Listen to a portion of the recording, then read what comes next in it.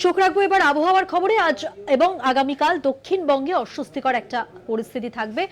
আগামী 3 দিন আর্দ্র আবহাওয়া থাকবে দক্ষিণবঙ্গে, উত্তরবঙ্গে ভারী থেকে অতি ভারী বৃষ্টি হবে। আর কি জানাচ্ছে আবহাওয়া দপ্তর জানবো। আমাদের সঙ্গে টেলিফোন লাইনে রয়েছেন আমাদের প্রতিনিধি দুর্গা দাস বন্দ্যোপাধ্যায়। দুর্গা দাস, আবহাওয়া দপ্তর সূত্রে এখনো পর্যন্ত কি খবর রয়েছে? এই যে অস্বস্তিকর পরিস্থিতি, এটা কাটতে আর কতদিনের অপেক্ষা?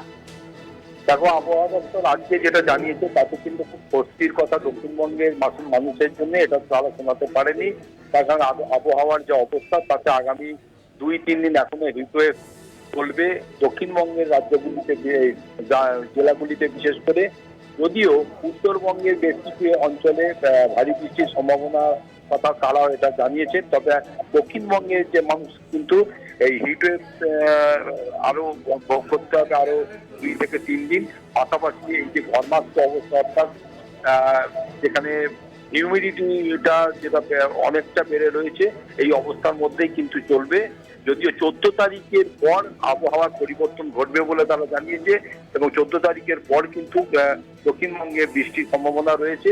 এবং পাশাপাশি মনসুন অর্থাৎ বর্ষা যে আসার কথা ছিল সেটা কোনোভাবে মাঝ রাস্তায় আটকে রয়েছে। তার কারণ হচ্ছে যে অতিরিক্ত জলীয় বাষ্প বঙ্গোপসাগর থেকে ঢুকলেও উল্টো দিকে আরব সাগরের থেকে বিক্ষিপ্ত যে ঘূর্ণাবর্ত রয়েছে তার জন্যই একটা কোস্টাল এরিয়া জুড়ে কিন্তু এটা আটকে রয়েছে।